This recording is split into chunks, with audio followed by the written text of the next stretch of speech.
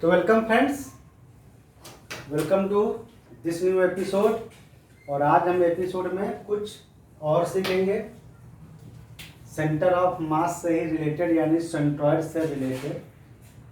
तो क्या सीखेंगे बताते हैं। इसके पहले वाले एपिसोड में हमने जाना था कि अगर ये एक सर्किल है जो किसी वायर से बना है, ठीक, एक रिंग है, basically it is a circular ring. तो इसका सेंटर ऑफ मास कहाँ होता था? इस सर्किल के सेंटर पे। जो सर्किल का सेंटर था वहीं पे सेंटर ऑफ मास होता है, ठीक है। ये तो था होल रिंग के लिए। क्या करते हैं हम, इसी रिंग को, रिंग का एक पार्ट ले लेते हैं, जैसे इतना बड़ा पार्ट, यानी ये एक तरह से हो गया आर्क, सर्कुलर आर्क।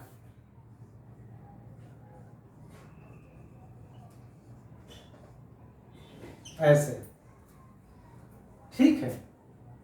मान लो इस जिस ओरिजिनल सर्किल से, जो ओरिजिनल सर्किल था जिसका ये पार्ट है, मान लो उसकी रेडियस है कैपिटल आर। यानी अगर इस आर्क को आप इसके सेंटर से ऐसे मिलाओ, इस सिरे को और इस सिरे को, यानी दोनों सिरों को मिलाओ, तो ये है आर। समझ में आया? ऐसे ये भी आर है। और मान लो कि ये जो सर्कुलर आर्क है वो सेंटर पर कितना एंगल बना रहा है? अल्फा। कितना एंगल बना रहा है? अल्फा। तो हमें इस जो ये सर्कुलर आर्क के बराबर जो ये मास है, यानी ये वाला, या पार्ट ऑफ रिंग कह सकते हो, पार्ट ऑफ सर्कुलर रिंग। मान लो मेरे पास बस इतना ही बड़ा वायर है, तो वायर को क्या करो कि सॉलिड दिखा दो, इसको ऐसे डॉट से दिखा दो, ताकि पता चले कि वायर बस इतना ही था, ए से लगा के बी तक, बस ये वायर था। या कह लो ये एक सर्कुलर आर्क था। तो हमें इस सर्कुलर आर्क का सेंटर ऑफ मास कहाँ पे है ये निकालना है। सेंटर ऑफ मास की पोजीशन निकालनी है, ठीक है। क्या करो, इसका एक यहां पर बड़ा फिगर बना देते हैं इसे, ताकि आपको आराम से और अच्छे से दिखे। ये था सेंटर का नाम दे दो ओ,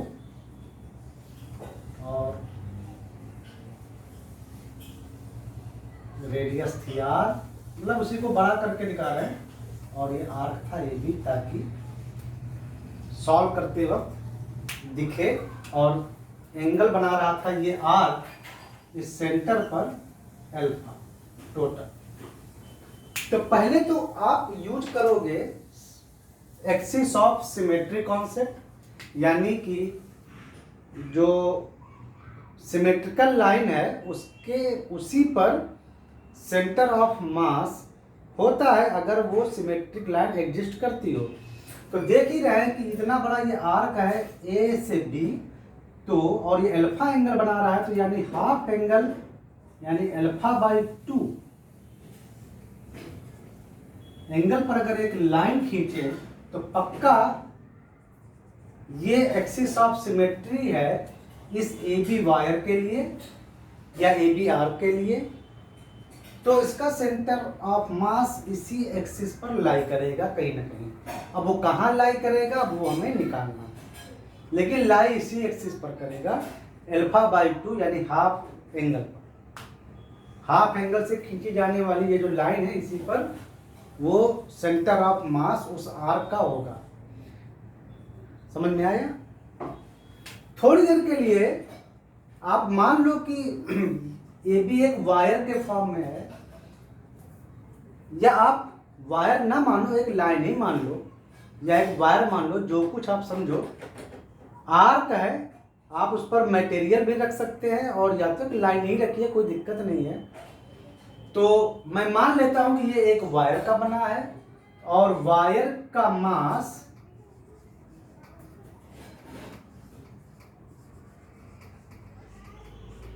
इन यूनिट लेंथ है, मान लो है m, ठीक है।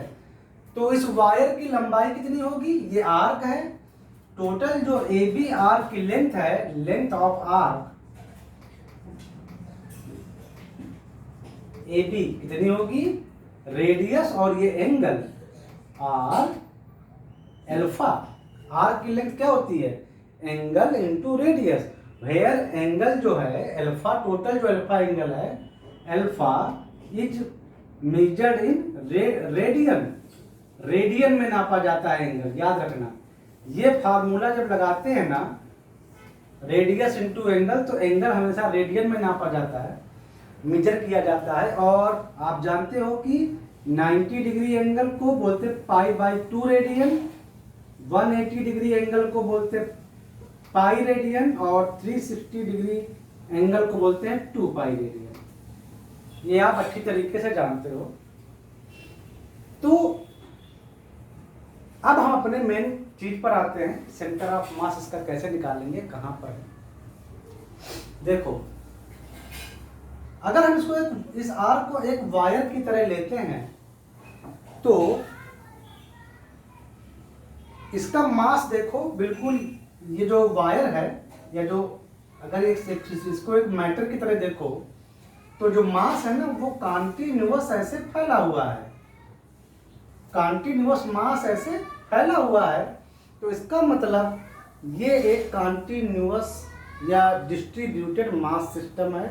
और यहाँ पर जब हम सेंटर ऑफ मास निकालेंगे, तो वो इस फार्मूले से निकालेंगे, x dm divided by integral dm, और कह सकते हो x dm divided by m total, total mass.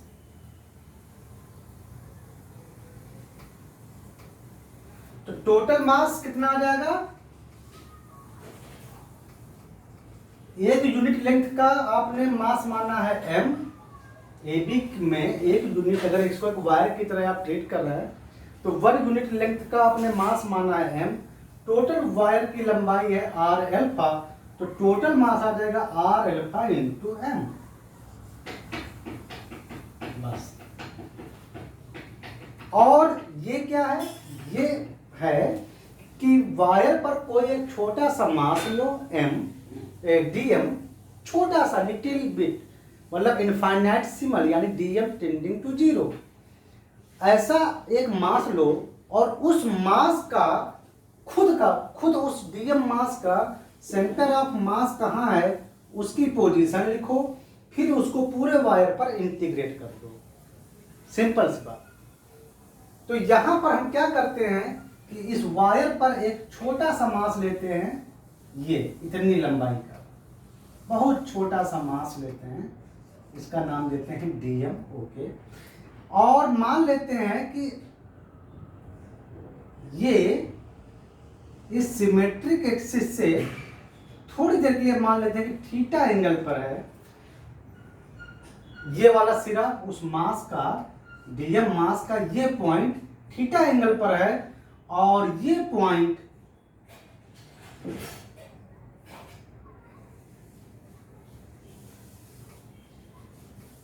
D theta angle पर है, थीटा एंगल पर ये है, और ये point theta plus D theta angle पर है, where D theta is tending to 0, मतलब 0 के बहुत पास, D theta is tending to 0, मतलब बहुत छोटा एंगल लिया है, जिससे हमारा dm भी टेंडिंग टू 0, 0 नहीं, बस 0 के करीब, यानी बहुत छोटा एलिमेंट लिया है, बहुत छोटा एलिमेंट। और इतना छोटा जो एलिमेंट है, इतना छोटा dm, उसका सेंटर ऑफ मास अगर आप इसको देखो तो ये एक लाइन जैसा है, और लीनियर ऑब्जेक्ट का जो सेंटर ऑफ मास होता है बिल्कुल बीच में होता है, यहां, करेक्ट। तो हमने क्या बोला था कि इस एक्सिस पर ही, ये एक्सिस सिमेट्रिक है तो इसी पर निकलना चाहिए, सेंटर ऑफ मास इसी पर लाई होगा कहीं। इसको फिर दे दो आप नाम एक्स एक्सिस और इसके परपेंडिकुलर नाम दे दो वाई एक्सिस। तो इस डायरेक्शन तो है नहीं, केवल इस डायरेक्शन सिमेट्रिक है, तो यहीं यानी यहीं पर होगा। अब इस डीएम मास का पोजीशन का जो सेंटर ऑफ मास है वो तो ये है। अब क्योंकि एक्स एक्सिस, इसी सिमेट्रिक एक्सिस को हमने एक्स एक्सिस मान लिया है, तो इसी के अलोंग पोजीशन निकालेंगे। तो इस पॉइंट की इसके अलोंग जो पोजीशन होगी वो ये होगी। अगर इसको ओपी नाम दो तो ओपी इस मास के जो डीएम मास है छोटा सा, उसके सेंटर ऑफ मास की ये पोजीशन होगी। ओपी यानी एक्स एक्सिस के अलोंग, तो ओपी हमारा यानी वही पोजीशन, डीएम मास के सेंटर ऑफ मास की पोजीशन आ जाएगी। कितनी आ जाएगी? ये रेडियस थी आर, ये भी है आर, तो ये इधर का ये आर कॉस थीटा, ये तो हो गई हमारी पोजीशन। या कह सकते हो कि जो ये डीएम छोटा सा मास है, इसके सेंटर ऑफ मास का एक्स एक्सिस के अलोंग पोजीशन आ गया ये।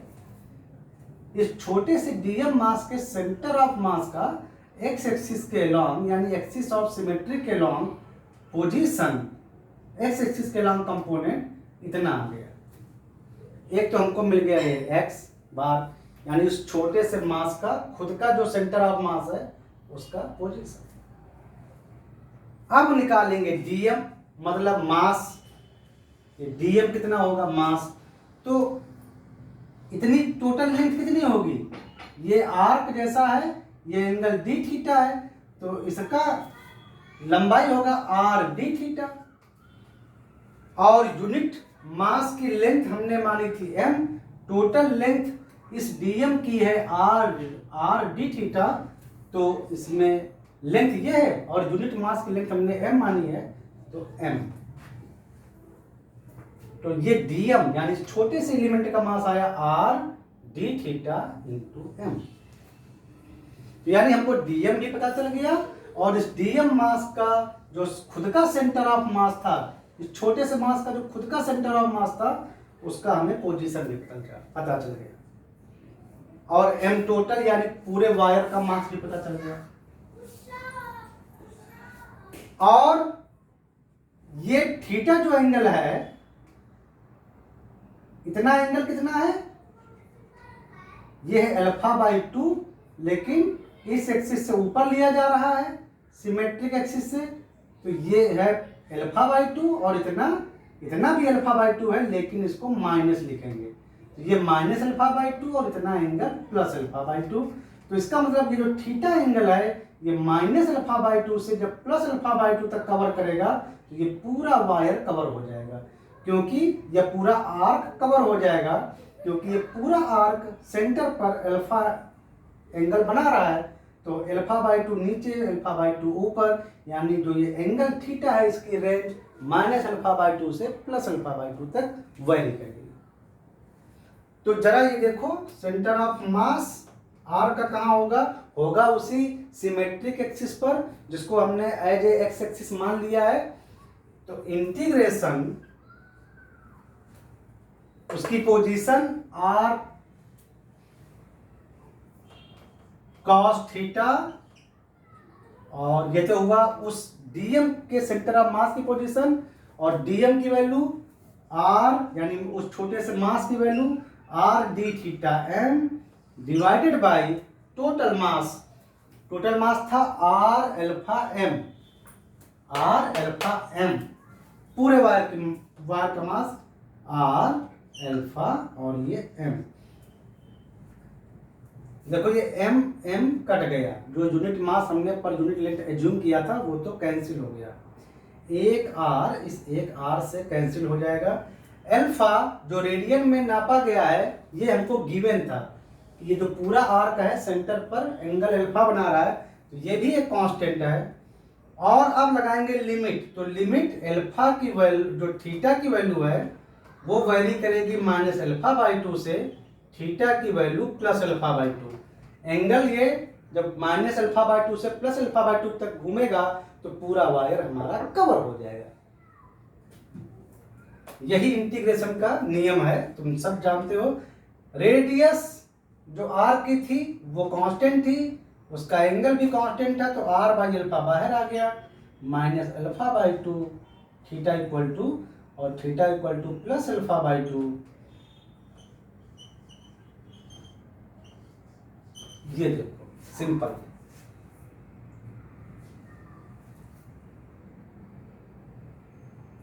आ गया सिंपल। अब इसका हम इंटीग्रेशन करेंगे तो ये आ गया आर बाई अल्फा जो कांस्टेंट है, और कोसेक का इंटीग्रेशन साइन थीटा होता है, तो साइन थीटा और थीटा की value minus alpha by to से थीटा की value plus alpha by to तक वैल्यू रख दो इसमें, तो आर बाई टू साइन, पहले अपर वैल्यू रखी जाती है पॉजिटिव में, तो अल्फा बाई टू रखोगे तो साइन अल्फा बाई टू और माइनस आता है, और फिर लोअर वैल्यू रखोगे साइन अल्फा, थीटा की जगह पर minus alpha by two, sine minus theta equal to minus sine theta, तो ये आ जाएगा R by two sine alpha by two plus sine alpha by two, means total आ गया आपका 2r साइन, भाई sine alpha by two sine alpha by two, दो sine alpha by to, तो 2 कॉमन, तो 2 ये अल्फा था, अल्फा बड़ा सा, 2 साइन अल्फा बाई टू और डिवाइडेड बाई अल्फा। ये आ गया आपका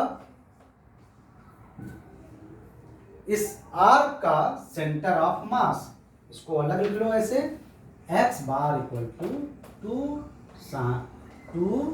capital R sine alpha by two divided by alpha, where alpha is measured in radian. मतलब अगर कोई आर्क है हमारा, कोई आर्क है, ठीक है, जिसमें मास हो भी सकता है और मास नहीं भी हो सकता है, क्योंकि मास हमने एज्यूम जो किया था वो कैंसिल हो गया था। एक आर्क लाइन भी हो सकती है, या तो वो वायर की तरह एक मास भी हो सकता है। तो एक आर्क है जो अब जिसका जो रेडियस और कर्वेचर है, यानी जिस सर्किल से वो कट करके निकाला गया है उसकी रेडियस अगर आर है, और वो आर्क अपने सेंटर पर, यानी उसी ओरिजिनल सर्किल के सेंटर पर अल्फा एंगल एक्सटेंड करता है, यानी बनाता है, तो आर अल्फा तो कांस्टेंट हो गया, तो उसका जो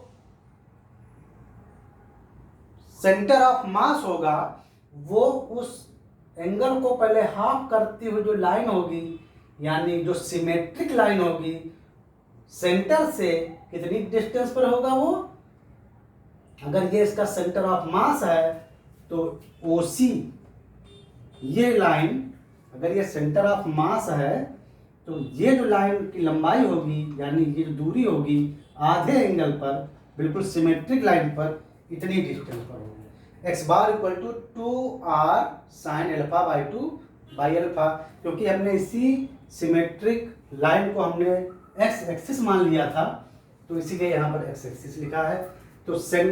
तो यानी यहाँ पे होगा centre of mass, where this length is 2r sine alpha by two divided by, यहां पर होगा इस आर्क का सेंटर ऑफ मास। क्लियर? कभी कभी क्या होता है कि ये यहां पर अल्फा एंगल नहीं दिया होता है, 2 अल्फा एंगल कभी कभी लिख देते हैं, तो मतलब जैसे हमने पूरे को एक अल्फा मांगा, कभी कभी वो कुछ लोग यहाँ पर आधा अल्फा मतलब 2 अल्फा या 2 थीटा लिखते हैं, तो वो लिख दोगे तो क्या आ जाएगा 2r sine alpha divided by 2 alpha.